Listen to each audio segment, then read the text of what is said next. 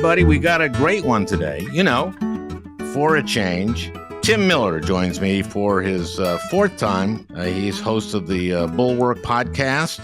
And Sarah Longwell, her first time with us, is a longtime Republican strategist and publisher of the Bulwark website. So they're both never Trumpers. We're discussing this week's debate, how you would prepare Biden for it. The more we got into the discussion, the more issues we found that really are winners for Biden. I suggested that we bring up climate change. I mean, Trump has said that climate change is a hoax. It's been very hot in the United States this week, incredibly record highs. And the Supreme Court, infrastructure, the fact that Biden passed the biggest infrastructure bill since Eisenhower. Or how about the fact that Trump wants to repeal the Affordable Care Act? Anyway, there are several issues that we hit on that are winners for Biden. So as I say, we got a great one today. For a change, Sarah Longwell and Tim Miller.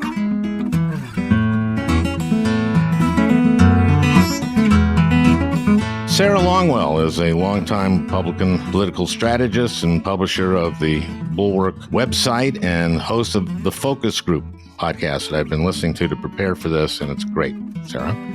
Tim Miller joins me for the fourth time. Thank you, Tim. I only remember two, so the third one mustn't have been very good. It wasn't. No, it was actually quite good. It was the second one that sucked. He is host of the Bulwark podcast, which never sucks. A very, very fine podcast. I think all my listeners listen to or know, rather, the Bulwark. In case someone doesn't, you guys are never Trumpers, and you're the Bulwark against a dangerous, disastrous second Trump term. That's what you are? We hope so. Yeah. We hope so. And we're going to talk about the upcoming debate. Tim, you prepared Jeb Bush for debate against Trump, actually. Yeah, I've prepared several candidates for debate. I'm mostly known for getting expelled from debate prep for being a little too mean to the candidate. I struggle with the compliment sandwich that they teach you in debate prep. Like, nice job on that one, Al. I don't really know about the other one, but I think you really had a good, you looked nice up there. I struggle with the compliment sandwich, and I just do more criticism. So on Jeb, you were kicked off, Jeb? Yeah, I was both. Well, the John Huntsman one, I was really kicked off in 2012. John Huntsman did not like my negative feedback. And then I did some debate prep for Walker and Haley in their governor's races. And then Jeb in 2016. Jeb, I'm more self-deported from the Jeb debate camp because I was on the road with him every day. And so I'd have to give him feedback on his TV interviews and such. And so being negative in debate prep and then being negative, on the campaign trail, it just was for the health of our relationship. And I love Jeb. For the health of our relationship, I self-deported. But I helped him to do the first couple. And it was tough, man. It's tough. Preparing for Trump is so different. It's like thinking about that Scott Walker one, for example. You went up against that Mary Burke in the governor's race. Like doing debate prep for that is not even the same ballpark as doing debate prep for Donald. What is this ballpark with Trump? I mean, how do you prepare someone for this? Yeah, I think the thing I wish we would have prepared Jeb for more is and this might not be relevant for the Biden debate because of the mic rules, which we can talk about. But the thing I wish we would have prepared him for more is kind of the attitudinal side of it, like the aggressiveness, how to push back, how to not give up on a point, because, the moderators are going to want you to give it up a point. And Trump uses this like he does everything. He breaks all the rules and he uses it to his advantage as the rule follower. The format on this is that the mics, it'll be 2 minutes, 1 minute, and maybe another 1 minute. So in other words, candidate is asked a question, he gets 2 minutes. The other mic is not on. So presumably Trump can't do this. Yeah, presumably you can't interrupt. So I don't know. That could be good or bad. There's some maybe letting Trump sound like a madman. Maybe I think he lost the first debate because of that. And in fact, incumbent presidents often lose the first debate. W lost his first to Kerry. And I think HW lost his first to Clinton with Perot there. But he looked at his watch and he didn't look very comfortable. Remember that? Was that the watch one? Okay, I forgot that was the first debate. But yeah, so I mean, that I guess doesn't bode well for Biden. But my main takeaway for him, just on how to prepare for Trump, is Trump. It's like debating a crazy person, but also Jello, right? Like he doesn't answer any of the questions. If you attack him on something, he'll just start talking about something else. And so you have to be meticulous of like if Biden's trying to pin him down on how he's responsible for Brian Sicknick's death or whatever they pick. Trump's not going to then talk about that. He's just going to start saying, you wear diapers or you're an idiot or you're right. You know what I mean? And so you got to be able to go back to your original attack instead of then responding to all the crazy stuff Trump says. That part is really challenging. And Biden handled it okay last time by just kind of not taking the Trump bait.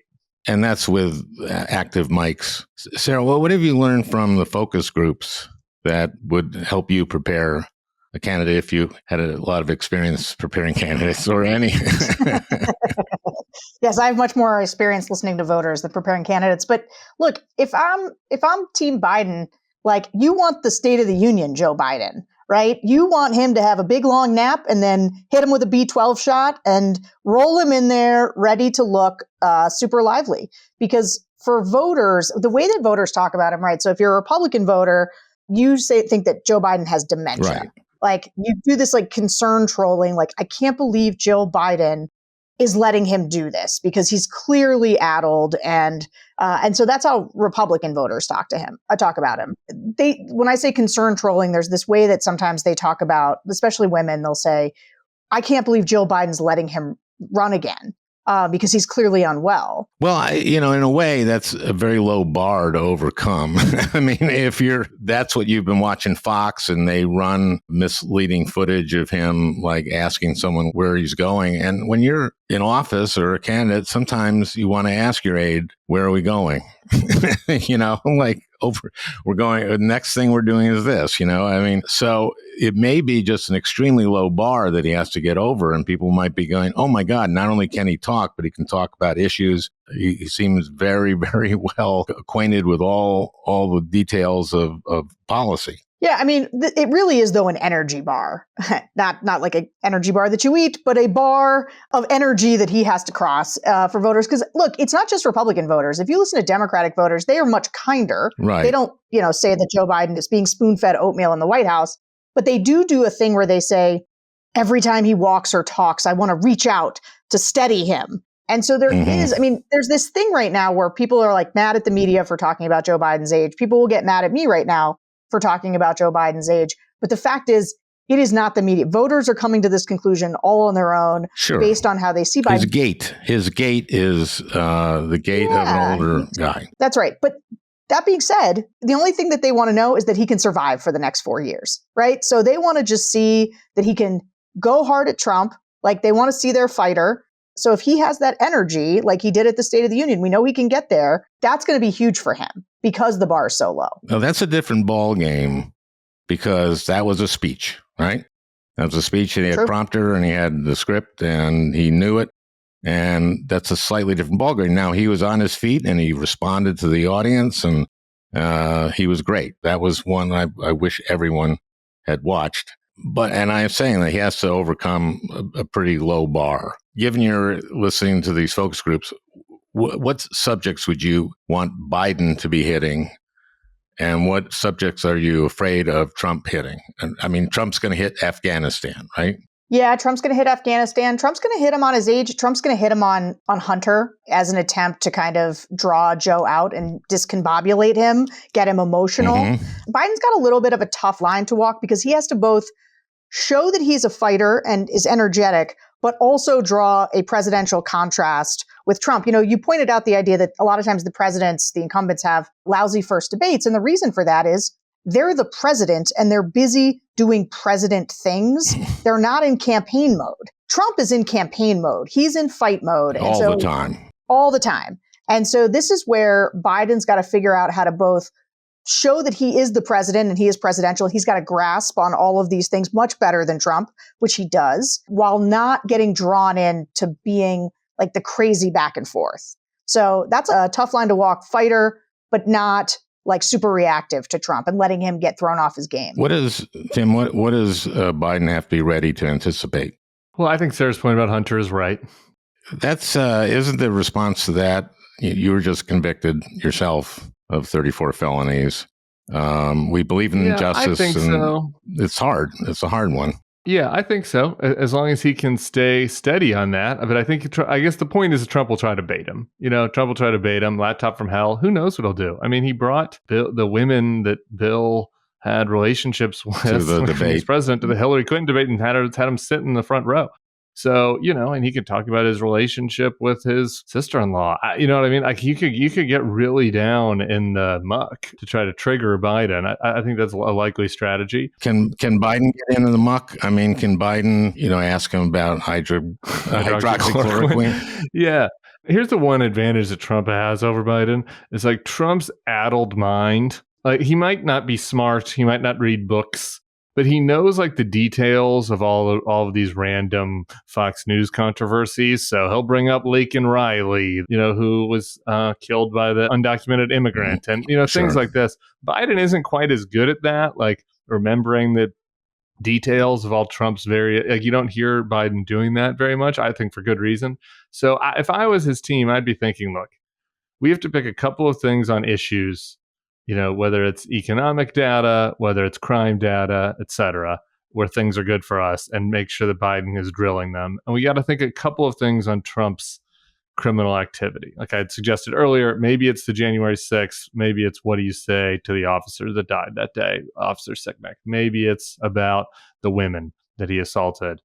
Maybe it's something about the crimes, all the indictments. I don't know. But I'd pick a couple of things and try to just really nail Trump to the wall on some of those, rather than like the broad-based, oh, you're a criminal, oh, you're a bigot. Like that's all fine. But you're not getting anywhere unless you're really kind of making a point. How about bringing up, I won the election? I mean, that to me is, Trump is very vulnerable on that because Biden won the election. Yes. It seems to me that you say there were 60 plus cases and all of them but one, and that was on a very, very minor little thing, all went my way.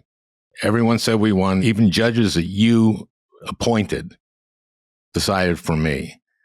And why don't you just, I know you won't admit it, but you started an insurrection because you wouldn't accept you're a sore loser. You just wouldn't accept that you lost.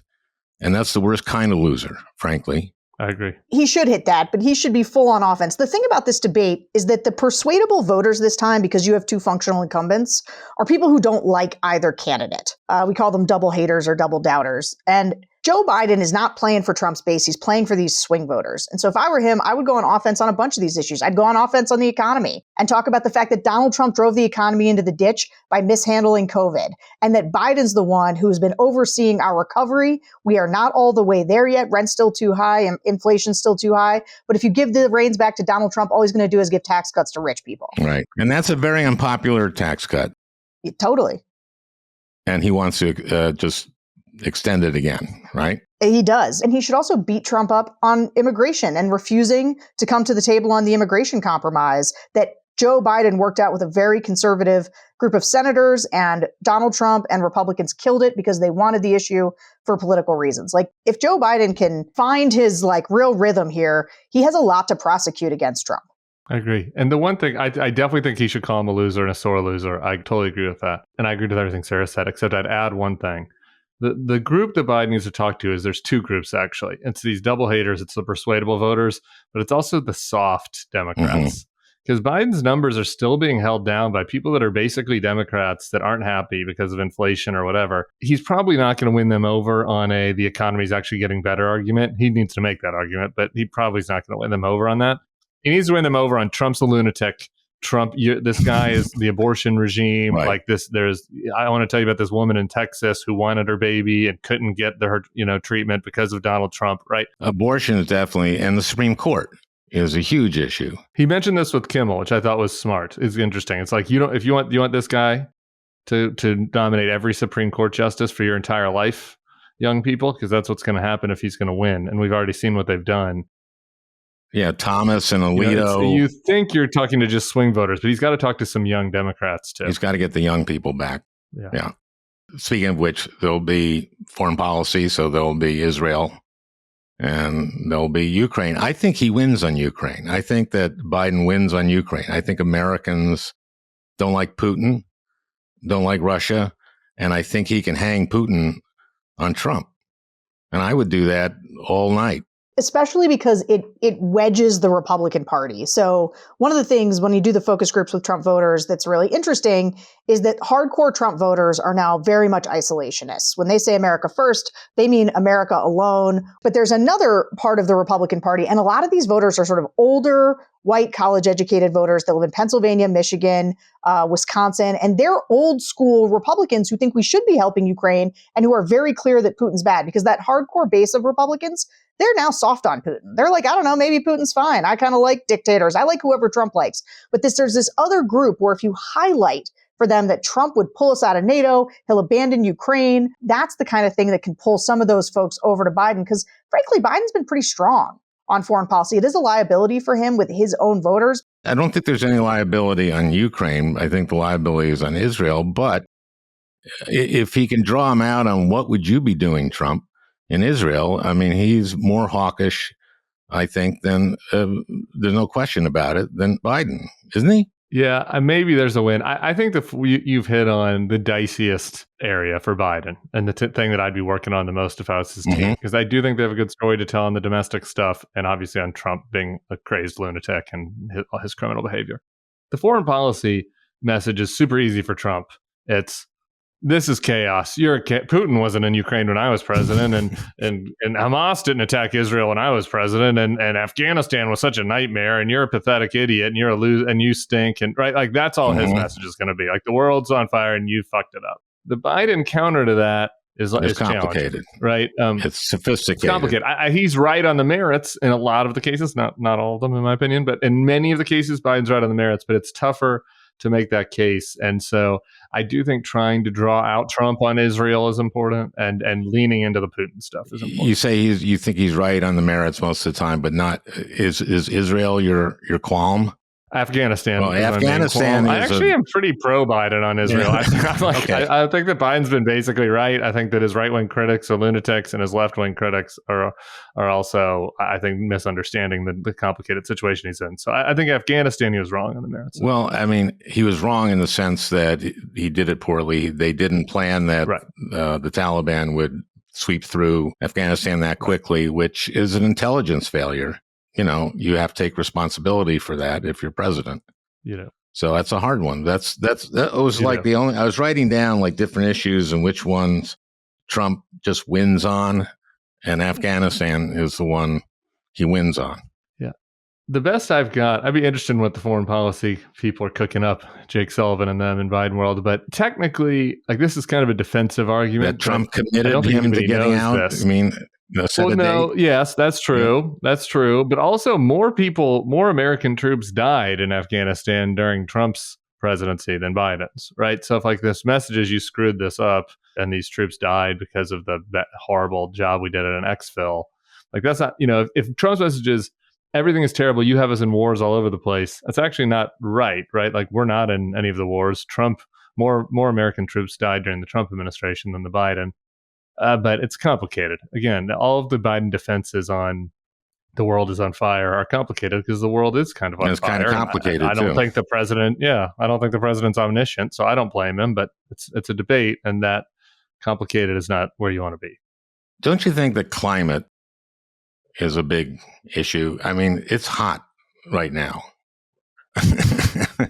Like literally it's hot. Literally hot. I mean, it's going to be hot around the country over the next week, right? At least in the Northeast. I don't watch the Weather Channel very much. I'm going to take your word for that. I assume it's going to be hot. Did you ever want to see the map on the back of USA Today? The hard copy? Yeah, the hard. I don't know. Oh, you're not staying in enough hotels lately. Point is, it's incredibly hot, especially in the Midwest and the East, where I believe Wisconsin and Michigan and Pennsylvania are. But I mean, it is 90s and into the hundreds. And it's hard to deny climate. And of course, Trump says that climate change is a hoax that was invented by China. I mean, you can go after him for that. You've said that climate change is a hoax invented by China. This is real. And not only that, but my administration, we passed a bill that invested $400 billion in addressing climate change. And you're irresponsible. And let's talk about getting young voters. Aren't young voters the most attuned to the climate? Yeah, the problem is young voters are unreliable voters. And if I were Joe Biden, the way that I would address climate is to talk about infrastructure and the jobs that he's created by doing green energy and bringing manufacturing back to address climate change. I would focus on through a positive economic lens. I will say for a lot of voters who are not already concerned about climate change, oftentimes swing voters hear climate conversations as, oh, I'm going to have to start giving things up that I like to help with climate change. And like, that doesn't really appeal to me. Going at and saying what Biden has done both to address climate change, but through the lens of creating jobs and more infrastructure to address it is going to be an important thread. I will slightly side with Al on this one, only in that I'm just imagining the TikTok.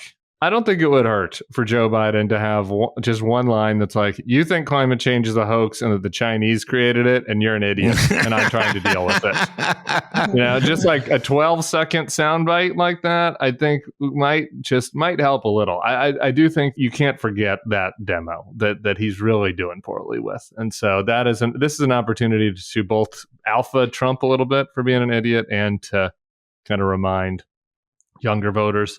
I think that's worthwhile. I don't think that's winning or losing the debate, but I think that's worthwhile for sure. Another issue I think he wins on is a Biden. And again, I was writing down which ones are Biden issues and which one are Trump issues. And Trump, Afghanistan, clearly. And I think you're right. More guys obviously died during the Trump administration. We didn't pull out when Trump was there. So, but here's another issue, which is healthcare.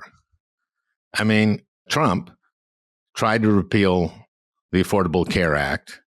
And then when it failed, finally, because of the thumbs down, he said, who knew healthcare was complicated? And he said also inject bleach, but that's less a healthcare than COVID.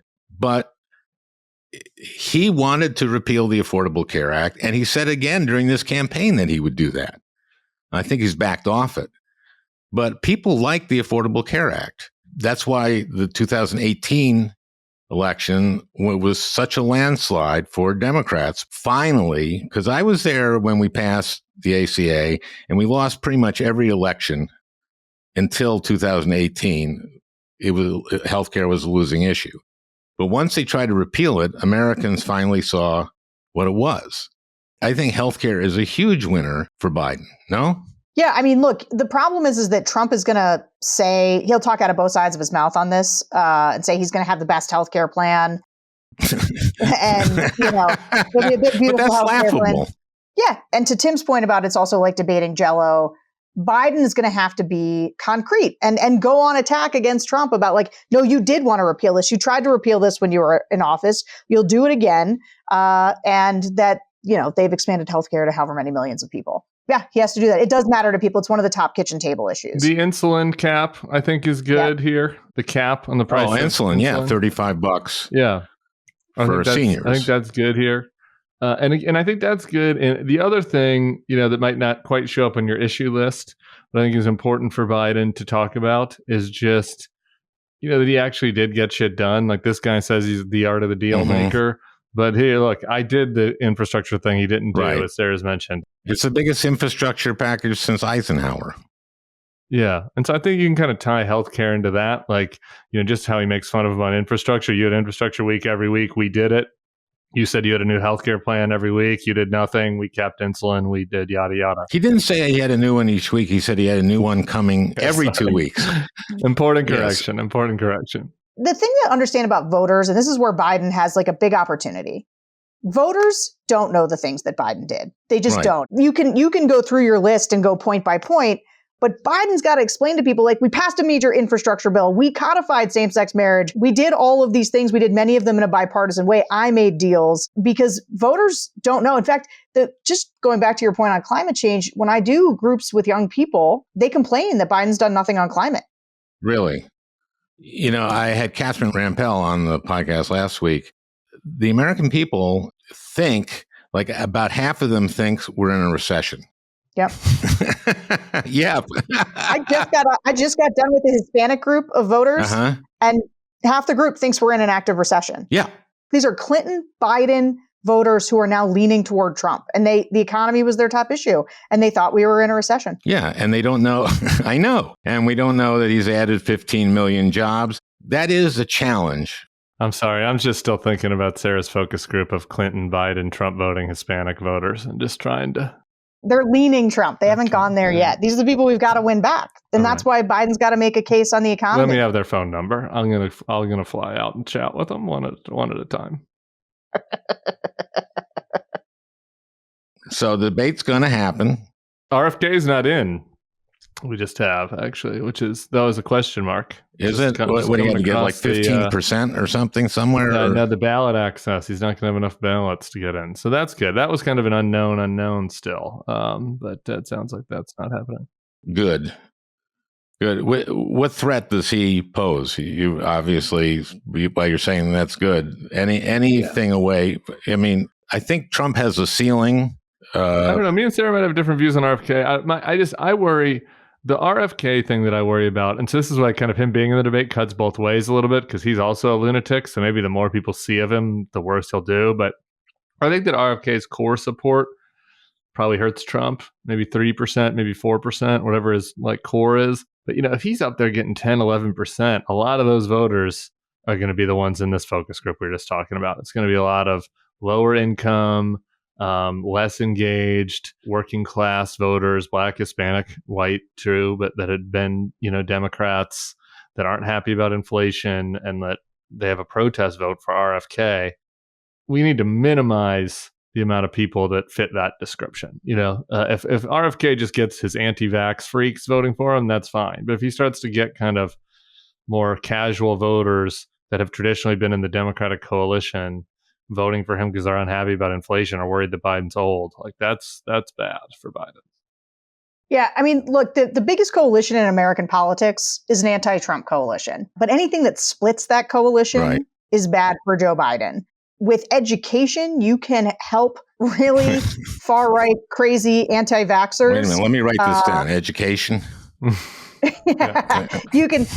Book learning. I think when you show voters, because there's a lot of voters that are MAGA Trump voters who like the not a regular politician types, like that's what they really are drawn to. They also like a Democrat, like they view Kennedy as like a Democrat saying mean things about other Democrats, which is their favorite. They love. When you talk to Democrats about RFK, they know two things about him. They know that he is an environmental lawyer, so they like the environmentalist in him, and they think he's young. Like he's 70 years old, but he reads young. Well, that's young. Yeah, comparatively at this point, right? He sort of just wins on relative youth and vigor. And I think you don't want another person on stage, though. Like I am glad he's not going to be on there. You need people to have a binary choice between these two. Right. What you hear from swing voters oftentimes about, or people in swing states, is they'll say, I would go RFK, but if it looks like Trump's going to win, I'm going to vote for Biden. Like they will actually game out whether or not they can take this third party vote based on who they want to keep out of the White House. Right. And I hear Trump voters say it too. Like if it looks like Biden might win, I won't vote for RFK and I'll vote for Trump. Were you guys on Air America together? You got a cell phone? Can you call to Bob? Me Bobby? and Sarah are dealing with all the former Republicans over here, trying to get them on side. Do you have any? No, I don't think Bobby's dropping out now. And I think I used to respect him when he was a river keeper, but not anymore, boy. So, anybody nervous about this campaign? Yeah, I'm really nervous. I'm really, really nervous because of the stakes. And what are the stakes? Let's talk about the stakes in terms. That's something that Biden should be talking about, which are the stakes about our democracy. And one thing we haven't mentioned is retribution. Yeah. I mean, maybe Biden should bring that up. It's like, when you say there's going to be retribution, what the hell does that mean? That your Justice Department is going to go after people that you don't like just because you don't like them? Is that what you're talking about? Getting him on retribution? My problem with that is that Trump is good at kind of dancing around that. And he's like, I just mean I'm going to get the bad people. And you did retribution. Your DOJ targeted me. And no, they didn't. I think that the sore loser, I know. But now we're getting into the back and forth. I'd love to get into that fight. The sore loser one that you mentioned earlier, I think is a lot clearer. And I think it also relates to the stakes. It's just like, this guy tried not to leave. Our Capitol was stormed. If he gets back in there again and jails on the other side, do you think he's going to leave again? Are you sure you're going to leave, Donald? Or you definitely leave? You didn't come to my inauguration. Will you come to the next person's inauguration? Like, I think you're a sore loser and that you're thinking about staying in power. And to me, it's beautiful. Trump hasn't really been pushed on that. The one good thing Biden has going for him is that in 2016 and 2020, I think Trump was a little fresher with the combat. Trump has been in a MAGA bubble, media bubble for a while. Like back in 2016 and 2020, he kind of would spar with mainstream reporters a little bit from time to time. He did interviews. He doesn't do that anymore. Like he barely goes on Fox. I mean, like he's in very comfortable spaces with his interviews these days. And so I think that does provide some opportunity, because he hasn't been challenged on this, really. He hasn't been challenged. Like the only time he's been challenged on is saying he wanted to be a dictator or saying that there might be a third term was when Hannity was like begging him to say, you're not going to be a dictator, are you? You know what I mean? Like, so he hasn't had any fastballs thrown at him on any of that stuff. The point that you're making, though, is an important one. Starting to talk about what another 4 years of Trump is going to look like. A lot of what we've talked about is about litigating things in the past, right? And like so much of that is baked in. And you have to remember that people who voted for Trump, there's a group of people who voted for Trump in 2020, and then January 6th happened. And like, you really have to hit the things that have happened since they voted and then start looking forward. And pardoning all the January 6th. Yeah, it's a good one. Yeah, that kind of stuff is the stuff that is kryptonite for these swing voters, reminding them that he incited the insurrection, reminding them that he wouldn't accept the results of the election, reminding him that he's turned these people who attacked the Capitol into heroes. And then I think there's two key messages that if he framed most things around them in terms of the future, that Trump is a lunatic who's going to be surrounded by other lunatics, right? Like he is not going to, half of his cabinet resigned on him. His vice president isn't endorsing him, right? People are so scared of who this guy is going to be. None of those people would work for him again.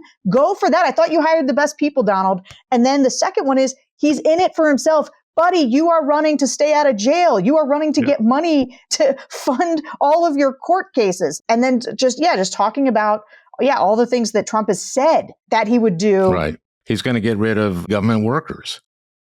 He's going to hollow out what he calls the deep state. But what we know is just people who are civil servants. Yeah, but voters don't care about that. I'm sorry. They're like, well, every president gets to put their own people in. And nobody likes the government. Our old Republican show now. Yeah, we're like, I'm over here thinking, okay, we're gonna fire some government workers. I don't know, which ones are we talking about? Anyway, I think that the idea of mass firings, mass deportations, you got to make them seem as extreme as possible. People like deportations. Do they like 14 million being deported? Do they like camps? Do they like the word camps? I don't really think so. Do you like a specific example? Like he did the thing this week. There's the guy, he was brought here when he was 3. He married his high school sweetheart. He's a veteran. Trump wants to deport that guy. That guy's on Trump's deportation list, or that mom is on Trump's deportation list, or we're going to, have jackbooted thugs send it. And I think that's true also about the mass firings in government. He's only going to put his own cronies in there. Like, do you remember who's going to be your attorney general? Steve Bannon? Are you going to get him out of jail and put him in, and the amount of criminals that are around him? And you made a good point, Sarah. The people he had in last time, the Mattises and the Kellys, and those people, that's not who's going to be in his administration. And he's going to start off with what he had at the end, which were people he couldn't get confirmed. That's right. And I think, but pointing out that all those people quit, that they've spoken out against him, that they have said that Trump, Kelly's gone on the record that Trump called our military officials suckers and losers, people who died for the country. Like, those are the places I think you can really go on offense against Trump. That's pretty powerful stuff, that actual telling Kelly that he wasn't going to visit that cemetery in France where Americans had died in World War I, and he was saying, like, why should I go there? They're a bunch of suckers. And John Kelly's son died serving this country, by the way. And so, framing it like that, like, you told a man who serves this country, whose son died for his country, that his son is a sucker and a loser. You think he'd lie about that? You think he's, because when Trump will say, I never did that, John Kelly's a loser, it's like, well, you hired him. You made him your chief of staff. And that's what he says. And he has said the following things, too, because Kelly has said some other stuff on the record that he should have that stuff coming in. That part worries me about President Biden, by the way. Like that, when I was saying earlier, like, Trump's good at kind of remembering those, like, details of all that stuff. Like, that hasn't really been Biden's strength in these debates. But just giving him a few of those, if he just had, like, the John Kelly example that he was prepared for, a January 6th example that he was prepared for, like, that's what I would be really focusing on if I was allowed to be in the debate prep. Which you wouldn't, because you would have offended Biden by now. I think what's clear from this conversation is just how much there is to prosecute a case against Trump on. And the question is going to be, can Biden prosecute it? Yeah, I mean, some of the best stuff we came up with in the last 2 minutes. You know what I mean? It's just, you're going like, oh, yeah. He said that guys who died were suckers. Oh, yeah. Well, thank you, guys. Thank you, Al. Yeah, thanks for having us. Fourth time. If I get to come back, what's the fifth time guest? Is there like a SNL jacket type situation for somebody that comes on? No, there has to be. You get in the pantheon at around 8. Oh, okay. I got a ways to go. But hopefully, we still have a democracy by 8. Well, it depends, doesn't it? Yeah. Well, I hope you enjoyed listening. That beautiful music is by Leo Kottke, the great Leo Kottke. I want to thank Peter Ogburn for producing this podcast. We'll talk again next week.